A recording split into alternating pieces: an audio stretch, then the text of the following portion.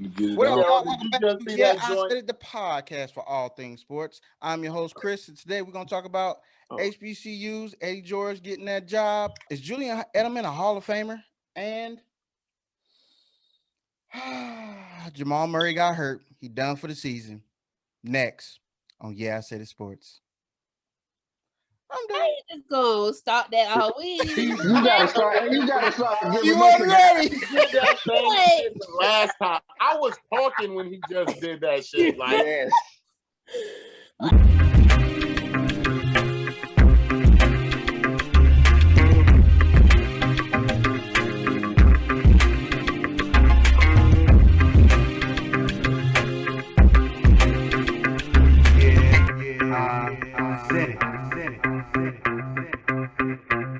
Back to Yeah, I Said It, the podcast and TV show for all things sports. I am your host, Chris, and I got the crew with me today. What up, y'all?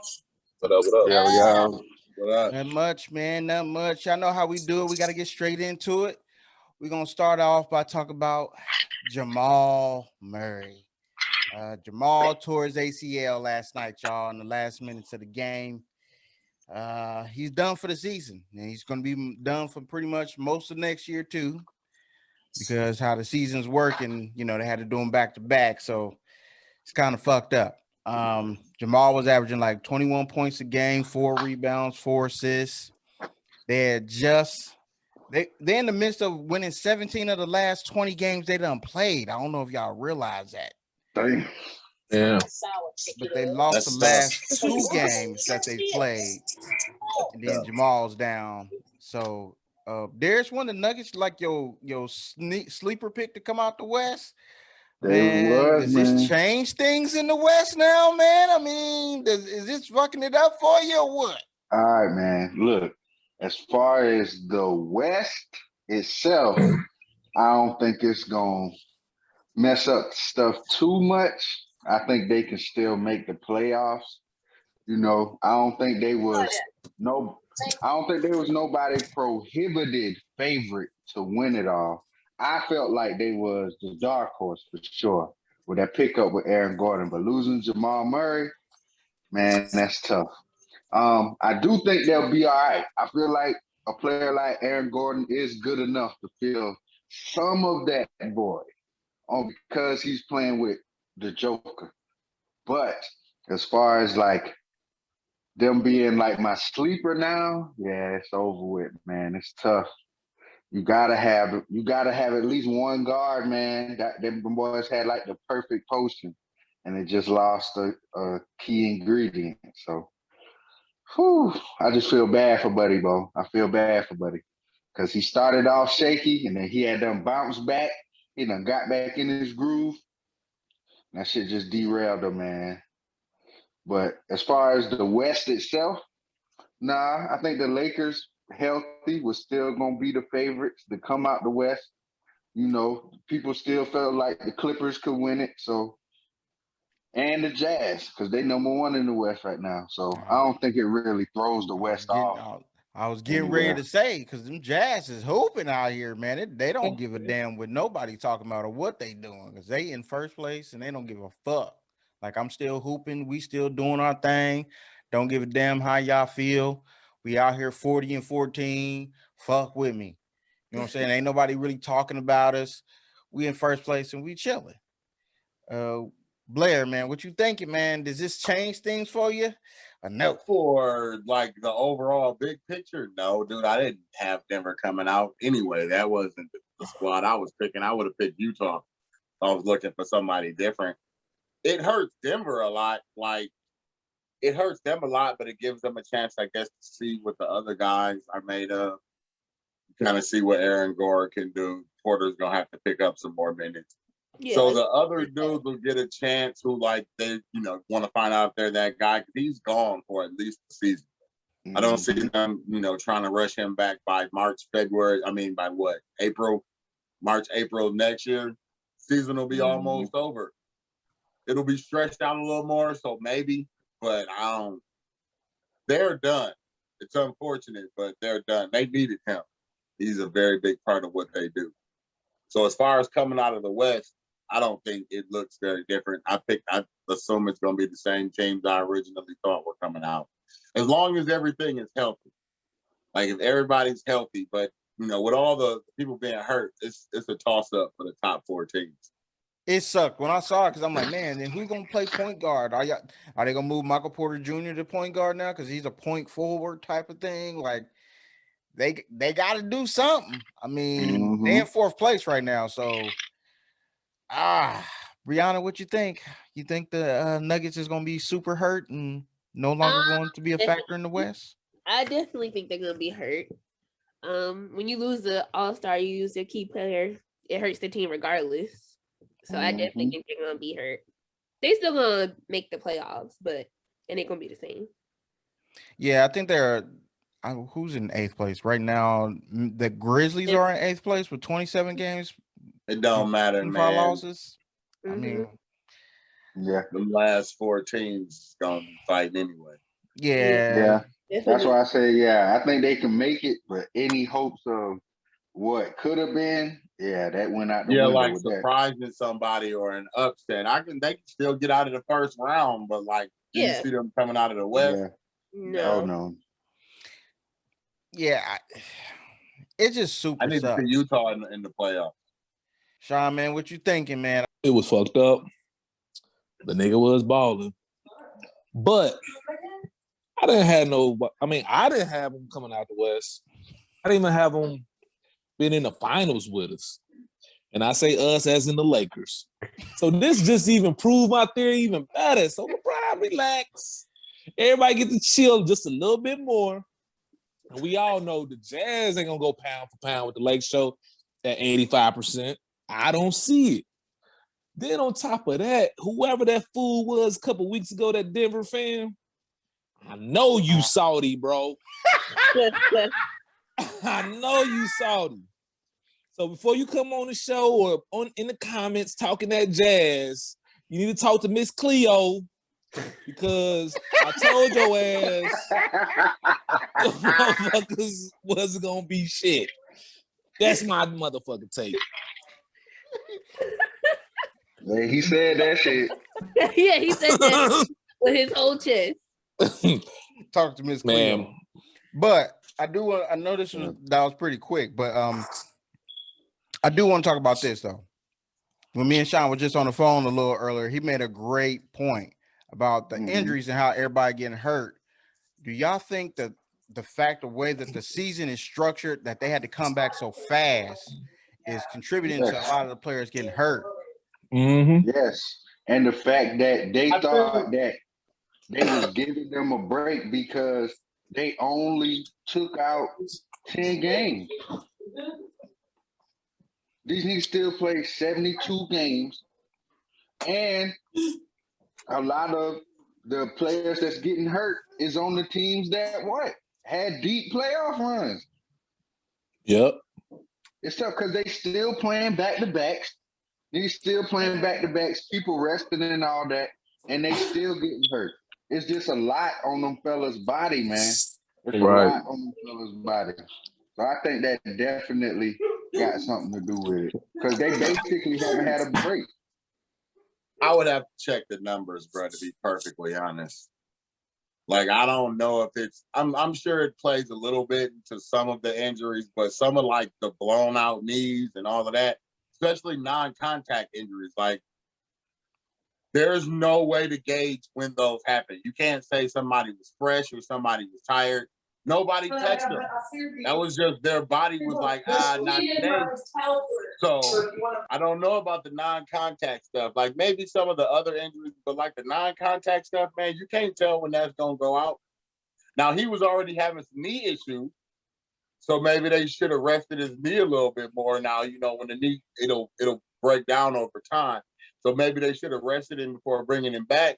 But, they're in the playoff run. This is the time where they're all trying to make that push. So dudes would be playing anyway. You know what I'm saying? Like, they would still be playing. They still want to play more minutes. And it's up to the organization to fix it. I don't know if all these major injuries, because LeBron got kicked in the leg, bro. Somebody can hit your leg diving at it at any time. That's when the weird stuff had, like, a lot of this stuff is just random injuries. Some of it could be fatigue, but it's like, who's to say these dudes wouldn't be fatigued at this point in the year anyway? Even if the season started normally, like this is around the time where shit, the hurt kicked in and dudes are playing through a lot of injuries, big or small, and they all trying to make the playoffs, the ones that have an actual chance. So I don't know if it's 100% that, the compressed schedule is the reason that all these dudes are getting hurt. Now, yes, it does seem like a lot of superstars are going out this year. Like a lot of dudes going for the MVP are going out. Joel Embiid was the same thing. He just hyperextended his knee. Like nobody kicked it. It was a lot of these. There's a lot of smaller players going out too, though. And I feel like it was an increased rate this year in the NFL as well. So I feel like everybody moved too fast. It's a lot. I feel like it's a lot on their bodies. I see why a lot of them wanted to wait another extra month, but they had to come back for that money. They're like, hey, we got to get this money real quick. We paying y'all billions of dollars to see y'all on the TV. Y'all ain't on the TV for another month. That's gonna cost you about $2 billion. So what y'all gonna do? So I mean, the high players was like, I'll sit.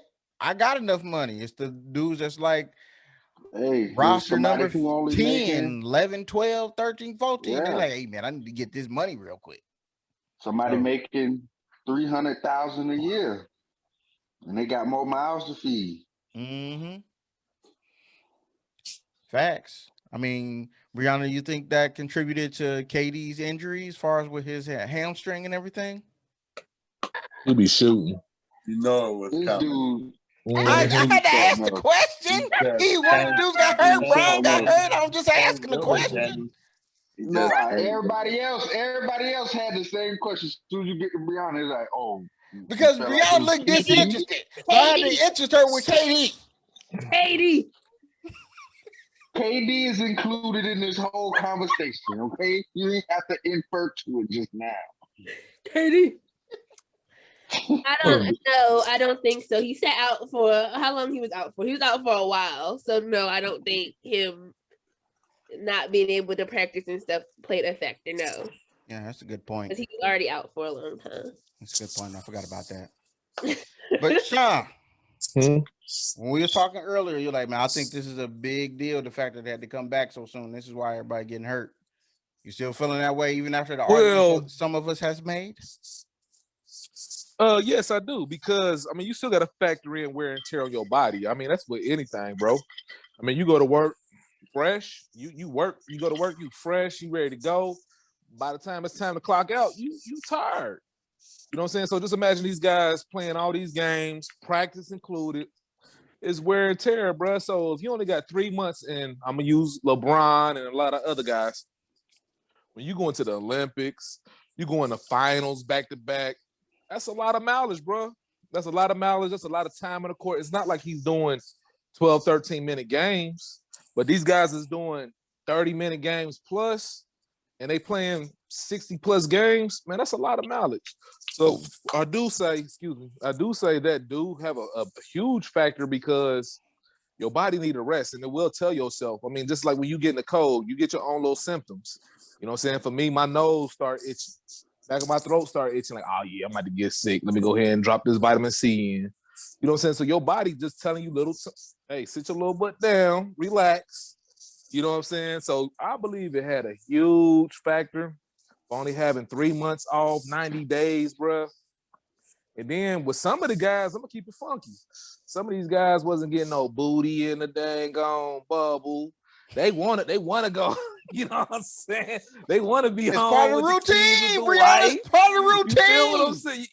You gotta, let's keep it real though. Just imagine this is like some jail stuff. You got home for 90 days, bro, away from your girl. Man, what? And if you ain't married and you out here like that, bachelors, you got Keisha, like DMX say, you got Keisha, Monet, Monica. You got about 6 of them just waiting on you. Man, it's time to go home and chill, man. Let's make it. You know that's too, Craig. Yeah, man, it's time to go home and relax with the ladies, man. But yeah, bro, I think they They definitely killed them boys. Guess what? We gonna get this money regardless, so we playing in. About that money. That's what Yep. them boys. It's all about Big that almighty politics. dollar. I do agree with that, but like we were saying earlier, what Darius was saying about the player safety, though, man. You know what I'm saying? That's like, crazy. I'd rather have my It's start. like I'd rather, a 50% player safety, 50% money.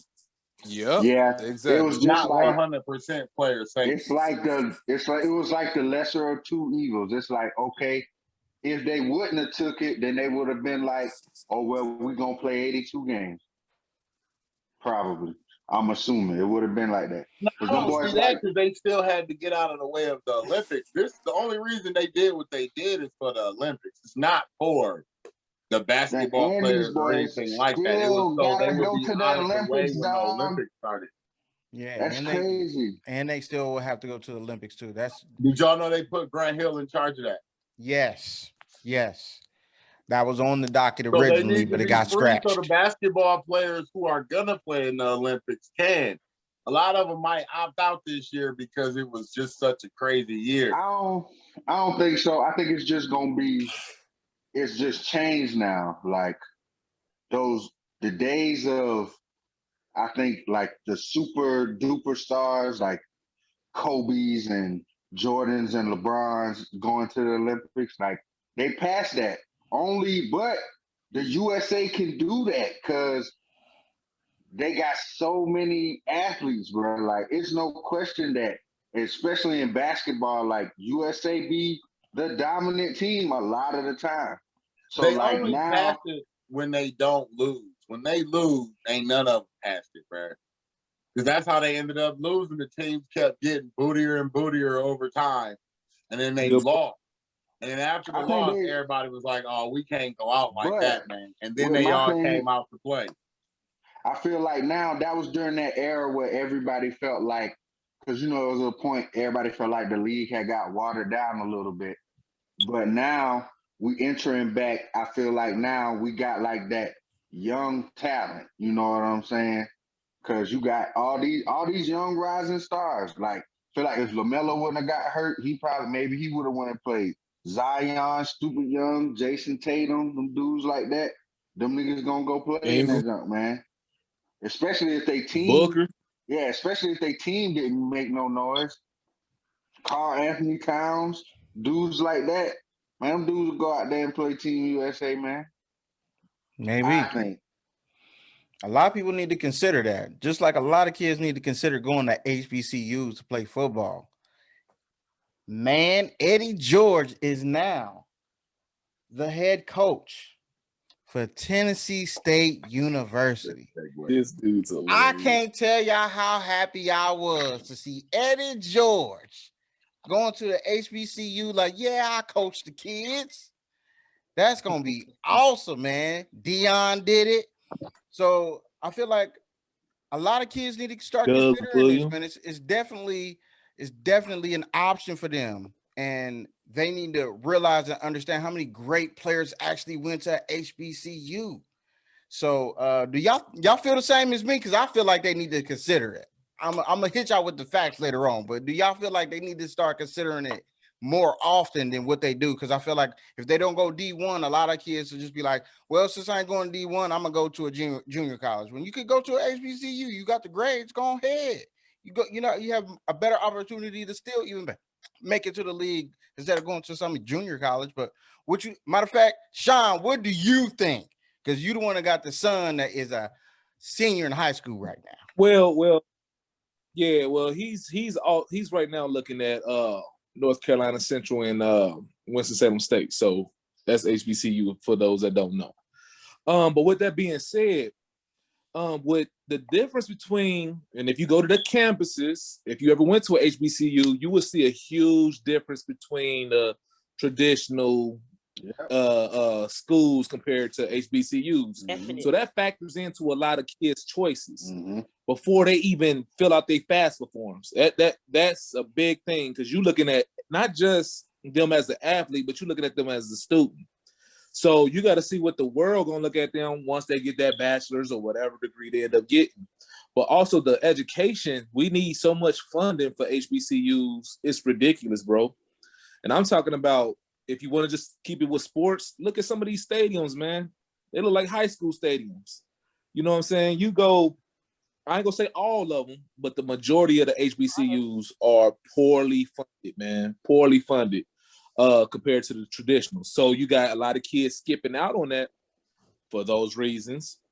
You got a lot of kids skipping out on HBCUs just for the simple fact that they want to go traditional to get on TV, to get the LeBrons, to get the Jordans, because you know they get all that free stuff, you know, to be on TV, because they think, oh, okay, me being on TV, I get a better chance to make it to the league. Be on TV, I got a better chance to make it to the pros, period. You know what I'm saying? And then, like we was talking a few episodes ago when we was talking about the guy from North Dakota State. We was talking about the level of competition he played against. A lot of guys, just the competitor in you want to play against the best. So you want to go to the Alabamas, you want to go to the Ohio States, the Georgias, the Michigans, you know what I'm saying? You want to play against the best. These HBCUs, they get like, and they could be D1 too, but it's a level of that, you know what I'm saying, as far as football. But they still get the guys as athletes, but they're not good in the classroom. You know what I'm saying? So that kind of hurts them as well. Or they get the athlete that can't go to that traditional school. You know what I'm saying? So I do suggest that guys start looking at the HBCUs because it's a beautiful experience. I didn't go to no HBCU, but I've been on campuses plenty of times and party. Them AKA sisters, man. They all that stuff, and that dancing and stepping, and man. And shout out to the whole Divine Nine, man. You tell me that? Hey, so guys, I'm telling you, as far as a father, a parent, and if you're a person of color, I'm saying the Latino, the brown, man, y'all can send y'all kids there damn near for free and still get a good education. Is what you make out of it. And again, back to my point at the beginning, is just we need to start funding these schools a little bit better and just have it more equal, man, because it's not an equal playing field for us on the field, the classroom, the technology, the books. Some of these books is dated like a mug. I'm talking about these kids still got books. They ain't got laptops and all that. You know what I'm saying? They got cracks in the walls and it's crazy, man. So in my opinion, I really do appreciate Eddie George doing this. I appreciate Deion doing this. This will have a little bit of spotlight on some of the HBCUs to bring some of that high-level talent to the schools. And if you really look at it on any roster, most of the kids that's dogs are Black. So you know what I'm saying? Hey, just get it. And recruit in the inner city. That's another thing. Recruit in the inner city. They always looking at because these kids can score high on the ACT or the SAT. Start having programs for these kids if that's what they projected to play, D1 ball or whatever the case may be. They need to set up some type of programs where they studying to be on that correct path. You know what I'm saying? We always getting our kids ready for work and not for no careers. That shit crazy to me, but that's something else too. Facts. I went to a HBCU for about a good semester, and it was one of the best experiences I've ever had in my life. Good semester. A good semester. Don't judge me. Don't judge me. It wasn't my fault. Again, they need to be funded. That's all I'm gonna say. Man, the amount of I understand about the competition, and Eddie George is talking about some of the guys that he wants to possibly hire on his coaching staff, and the fact that him and Deion are going to have that pipeline or a direct line to the NFL because they know coaches that coached in the NFL, GMs that's still GMs in the NFL, you know, assistant coaches.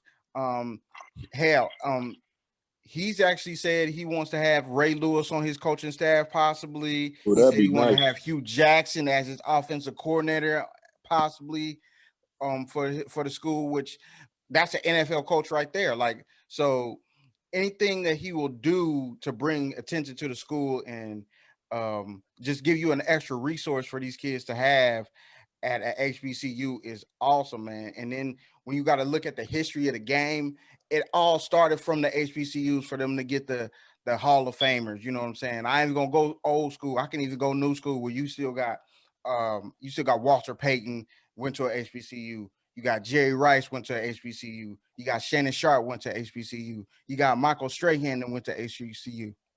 Those are all Hall of Famers that went to HBCUs. I looked it up. It's 29 Hall of Famers in HBCUs right now. You know how many Hall of Famers there is, period? 346. That's what everybody who got elected this year. 10%. For perspective. So That's 10%. That's 10%. That's 10%. Mm-hmm. So you can't sit up here and dismiss these. Actually add them to your list of schools that you want to look at. I understand what you're saying about the campuses and things like that, but that just definitely has to do with funding. But these coaches coming here, funding is going to come. More attention is going to come with that. But what you think, Darius, man? You went to HBCU? Well, close to one, or you did go to HBCU, right? Hey, I had the pleasure of having two HBCUs only separated by a black fence. Shout out to my matriculation from Claflin University, you know what I'm saying? Shout out to South Carolina State, my sister school, you know what I'm saying? Put it in a little bit more perspective. A lot of you guys' favorite linebacker or who you hold in high regard, Darius Leonard. He graduated from South Carolina State, which is also a HBCU. But anyway, keeping it as strictly about sports as I can, the way I see the pendulum shifting like that is the only way for it to happen like that is you need those top athletes to do it. You need like one good generation that's going to bet on themselves because everybody else already betting on them. Let's just say just for numbers' sake, top 50 players, let's say all of them is black. Let's say 30 of the top 50 players choose HBCUs. Guess what? People ain't gonna give a fuck whether they chose an HBCU or not. They gonna follow them anyway because they was the top 30 players in the nation. And if you that good, guess what? It's gonna come. It's gonna come. You gonna get it. Level of competition, a lot of that stuff matters. But guess what? If you go to Grambling State and you completely shit on everybody while you there, nobody's gonna care. They're gonna be like, yeah, he's that good because he played against that level of competition and he showed why that's that level of competition. Because he obliterated everything. With that, like with stuff like that happens, comes the attention, which is what? More funding. Why? Because now PWIs, now they got something to gain from playing you. They got something to gain from playing you too. And a lot of people might not know in these situations, when these PWIs take these games, they pay these schools money. Yep. South Carolina played Clemson, South Carolina State got a check for that. You know what I'm saying? So now you got better players, and don't let an upset happen. It's going crazy. Yeah. It's going crazy, man. So that's what's got to happen, man. I mean, I feel like it's the biggest going to HBCU for one of these top athletes. Like, that's betting on yourself. It's high risk, high reward, man. If you that good, it's gonna show. And when you that good, it's gonna bring other greatness around you, man. It's gonna happen. It's gonna happen. That shit do not matter. But that's how it's gotta happen, man. That's how it's gotta happen. Because the camera's gonna chase them. No matter where they go. So take a chance. You might as well. Take the floor, Brianna. What you think? So I did go to a HBCU. I went to Benedict. Oh, Oh yeah, they recruit my son purple and gold or something, right? And all that South Carolina sprinkled in there. I had to throw that in there. Yeah. I did not play sports, but I loved Benedict. I love going to HBCU. I could not have seen myself going anywhere else other than the HBCU. Right. I just love it for the culture. The culture is different. It's the best there is. I love it. The partying is different. And you with your people. You don't gotta worry about nothing. If I ain't got it, I know my friend got it, or I know he got it. Everybody looking out for each other. I also agree that it would have to be a group of people, a group of the top athletes going. Like, I don't think one athlete going or two athletes going is going to change anything. Nobody's really going to make that much noise about it. I think it would have to be like a group of people going or taking a leap of faith and going out there and being like, yeah, I'm gonna start it off. Maybe they got to talk to each other. Like, hey, what's up? You want to do it? I'm gonna do it. We can do it together. They more connected now than athletes have ever been. Yes. I was just about to say that because that's basically how this, even for right now, just like that's basically how Ohio State has most of their recruits. They had to do it during the pandemic. The recruits was like, hey, I'm going to Ohio State. What's up, man? We're going to go here together. What's up? I need you on my squad. Like, and that's how they did their recruit. The coaches really ain't doing no recruiting because they can't. They had to be at home. So these kids that already have, some have been on campus, some of them never even have been to campus at all. Never even seen the school. They never even been to the state, but decided this is where I'm gonna go. But Blair, how you feel, man? You feel the same way? Yeah, let's just go with that. I went to an HBCU. I just say, yeah, let's go with that. I went to an HBCU. I actually went to Jackson State, so I understand what the idea behind it is. I think it would have to end up being more dudes either go to the championship game or go to the league. Yeah. Like they need a bunch of dudes to show up, but if dudes slowly start getting drafted out, because it was one dude when I was in school, it was Jimmy Smith's little brother went to Jackson State. And he was supposed to go to the league. I don't really know what happened to him, but it seemed like he was already set up, and I don't know what happened to him after that. But like some of the dudes' families go there, but it needs to be, I guess a lot of them are underfunded, but they have to win. Like you got to win and you got to be able to get people to the NFL. Like that's where most of these dudes are going to school from. Some of them are going for whoever gives them a chance. Like there's a lot of kids who just need a chance. And they do have the program like Sean was talking about for the dudes who score bad SATs and bad ACTs. But in the reality of terrible grades, y'all usually know that people who have terrible grades for a reason.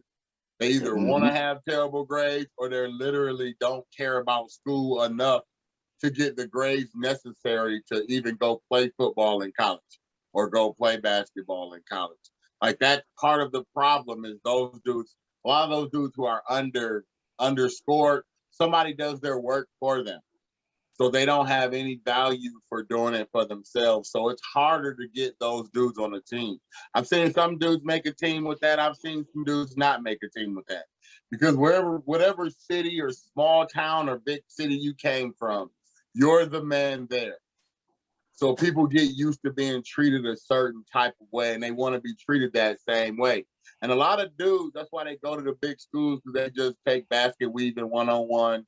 They trying to be some phys ed teacher, some gym teacher. These dudes have the most basic majors you've ever heard of in your life. That's true. The ones that don't, they tell you about how smart those dudes are. And that dude finished 3 years and he wants to be a doctor of pharmacology somewhere.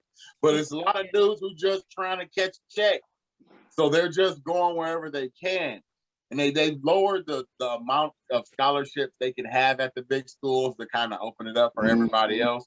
But it's really going to take like people like Deion, people like Eddie George, old NFL players who are literally not about to get handed a program because they don't see how hard it was for Deion to get a program. He ended up at Jackson State. Eddie George, like especially with limited coaching experience, but they had long careers in the NFL. So it's at least a way to get you to the league if you think about it like that. You may not play, but you might be a permanent practice squad dude for 7 years. That's enough to live off of comfortably without ever having to take a real job. I feel like the biggest thing is now, it's so many athletes getting flooded into that pipeline. Like everybody can't go to Alabama.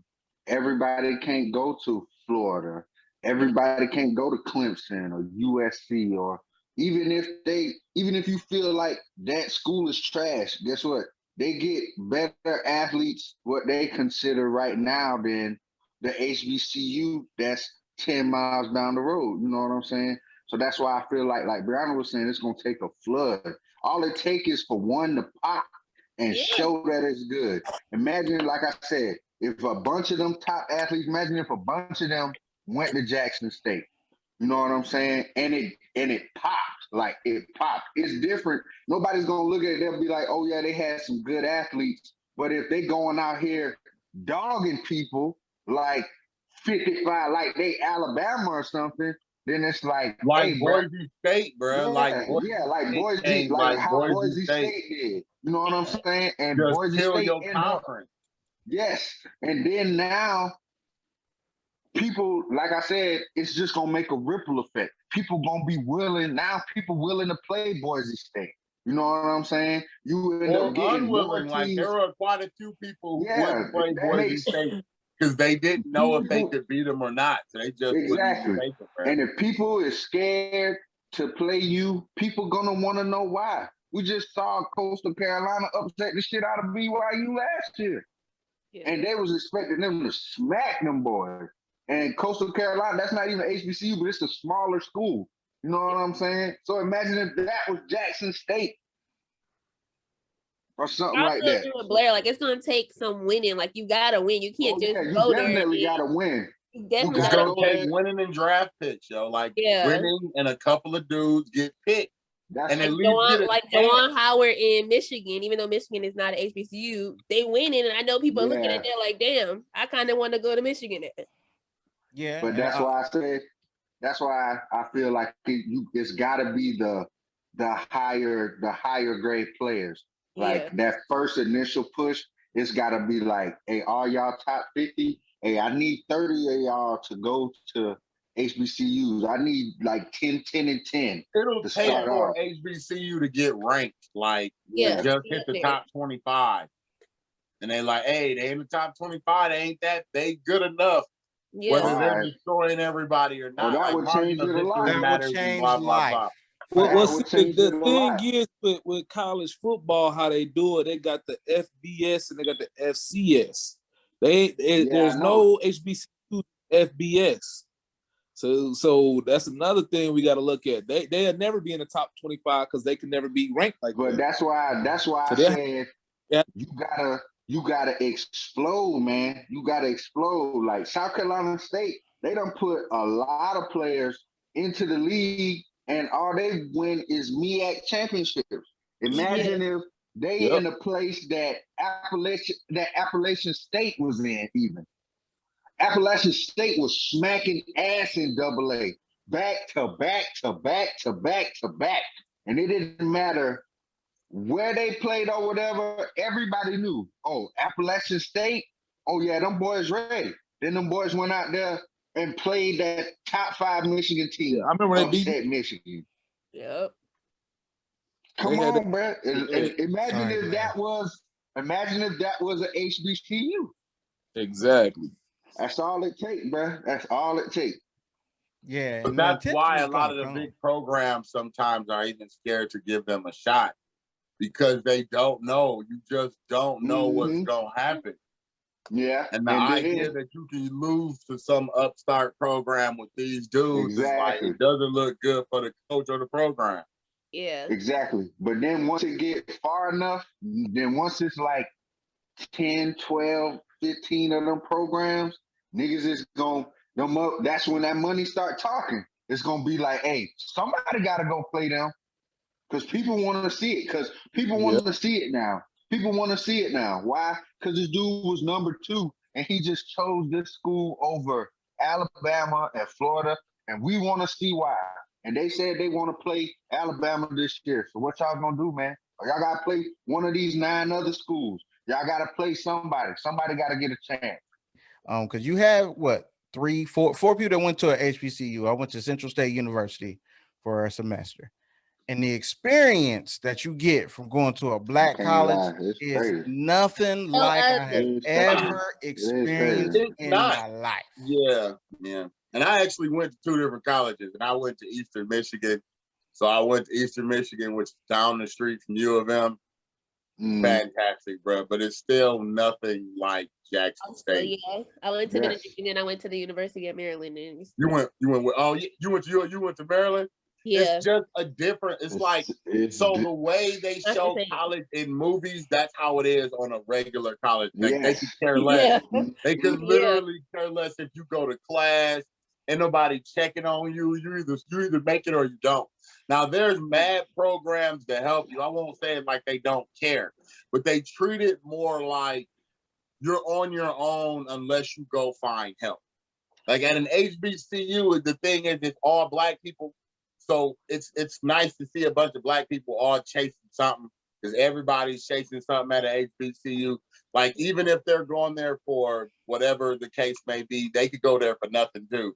But they're all trying to do something with themselves. It's rare you run across somebody at an HBCU that's just there for no reason. Yeah. Like they're usually chasing a dream of some sort. So it's nice to be around Black people trying.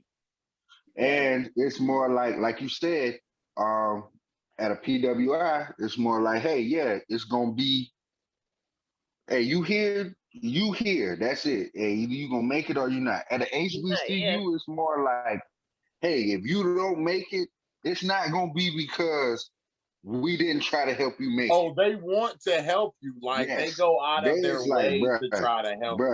Motherfucker, you don't even know. Pull you like, hey, I don't know what you got going on, but hey, we need to get it together, because hey, you ain't here for no reason, man. This just the start. This not it don't just end right here. You know what I'm saying? Yes. I feel like, yeah, that's sacred to HBCU for sure. Yeah, it is definitely a beautiful thing. It's a beautiful thing. Transitioning over to some strictly some more football, but this might be a very short segment, but hell, I don't know. You never know.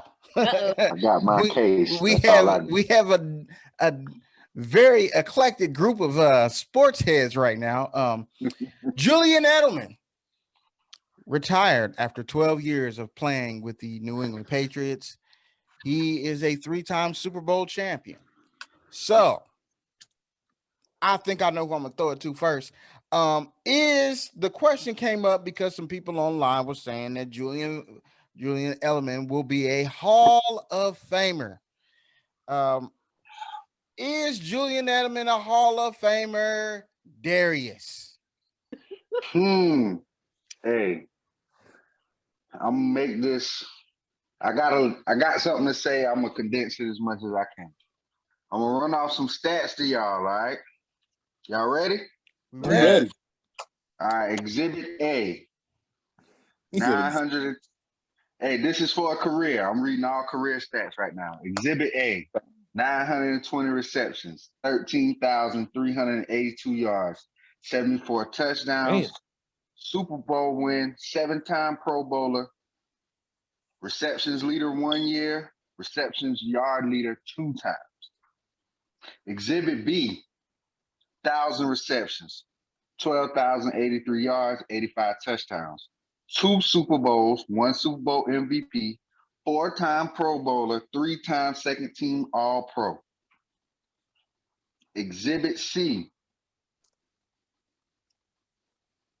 I'm going to just say this for reference. This person played tight end.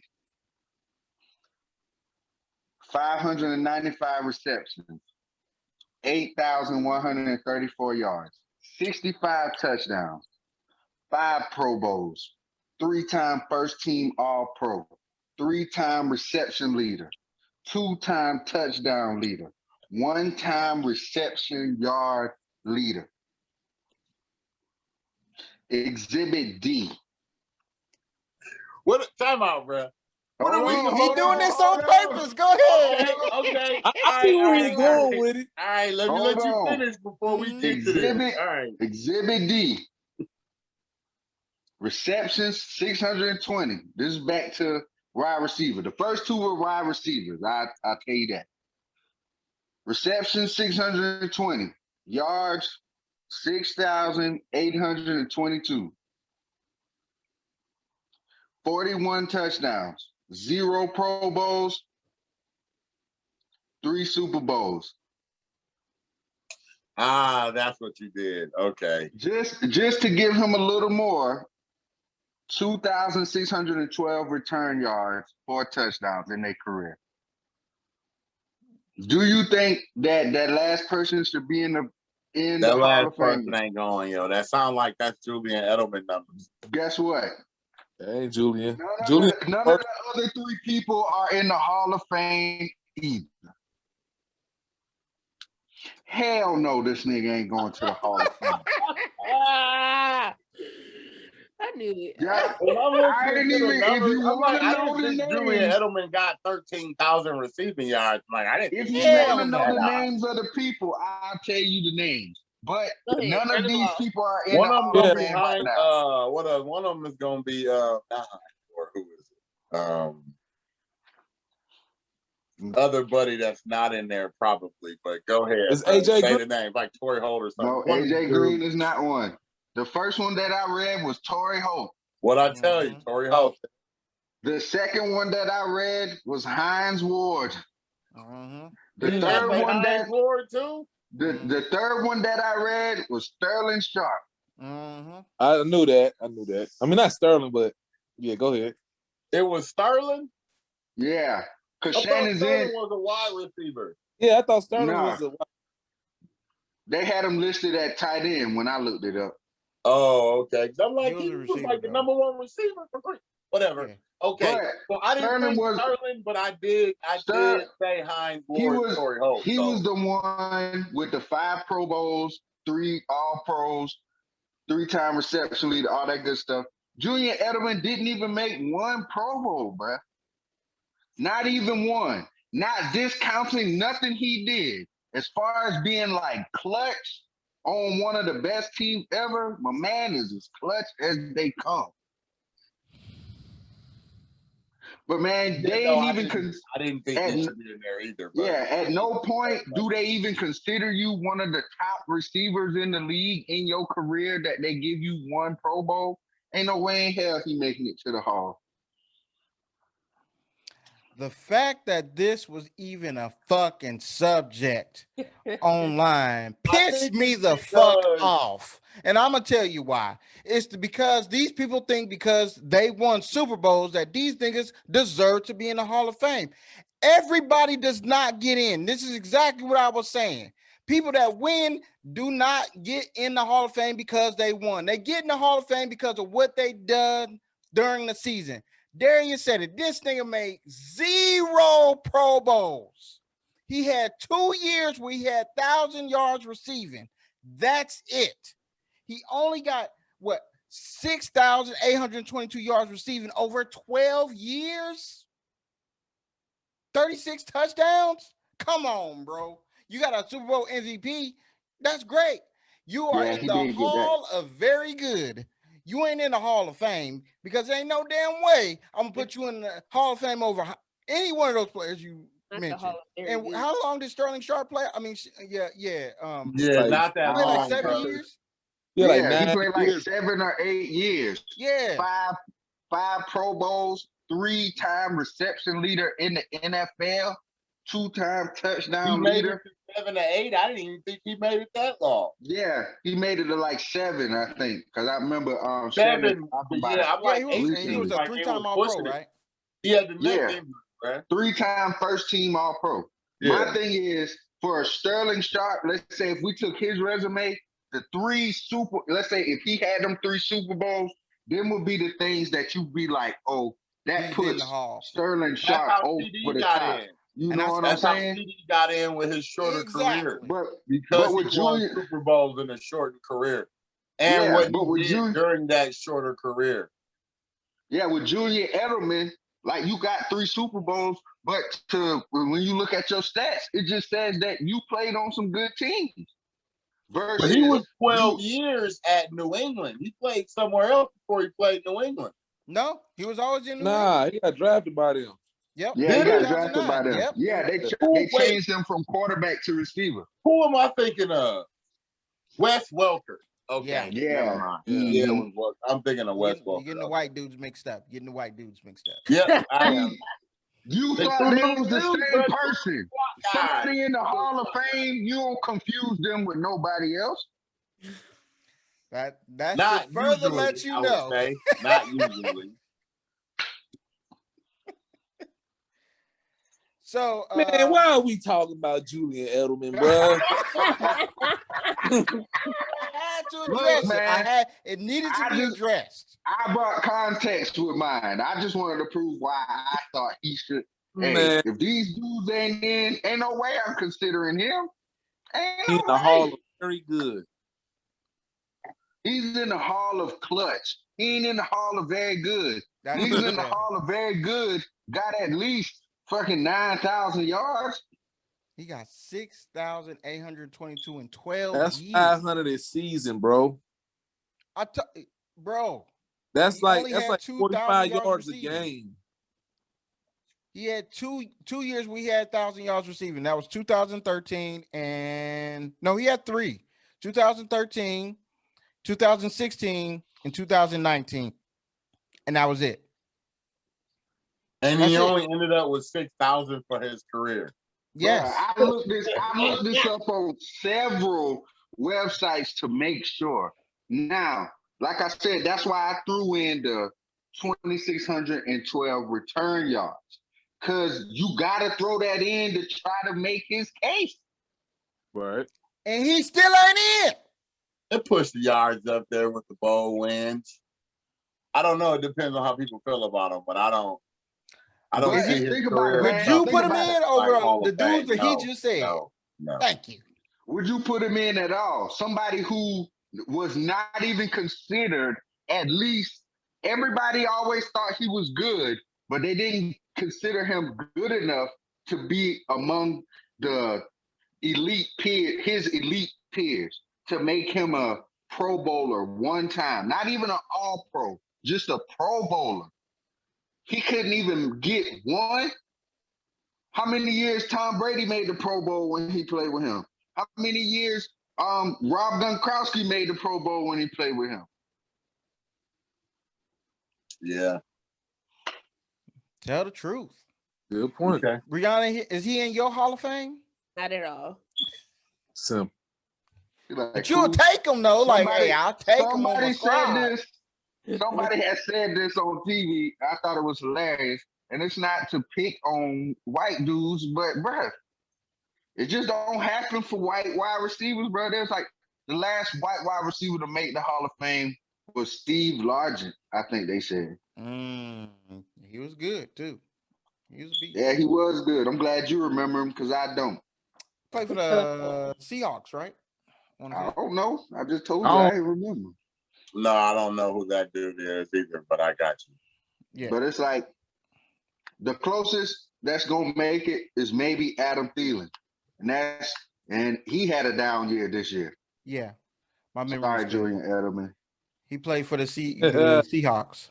He played for the Seahawks.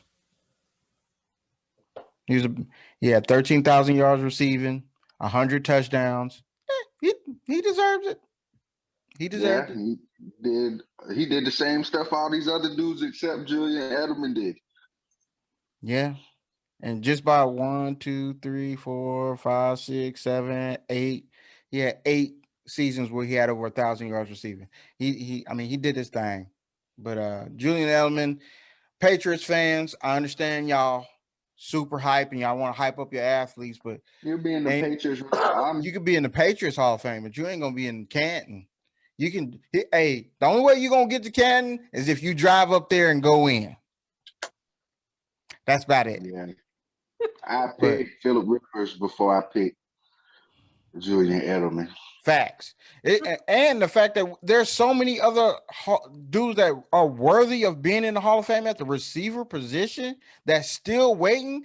Torrey Holt, Chad Johnson, Hines Ward, like all these dudes are still waiting because it's a log jam. You had a lot of receivers in one short span, and they all got to get in. It might take them some time, but as long as these dudes get in, I ain't gonna be mad. And for the people that's gonna be like, oh, it's older dudes out there who probably got stats like that. Somebody I was watching made a good point. You got to consider the time that he played. Maybe fucking 45 years ago, that could get you into the Hall of Fame. But guess what? When you playing during the same time as Calvin Johnson, Julio Jones, Hines Ward, Antonio Brown, Chad Johnson, all of these dudes out here, you have to live up to that standard. And he don't.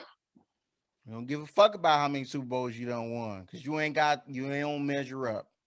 Period, point blank. Shit. He got 3 Super Bowls. Whoever was on the fifth wide receiver on the bench, shit, he probably got 3 of them bitches too. It's a great way to close it out, man. Thank y'all for watching. Continue to like, share, subscribe. Hit that little notification bell so you'll know when we load up a video. Until next time, we holla. Peace. Hey.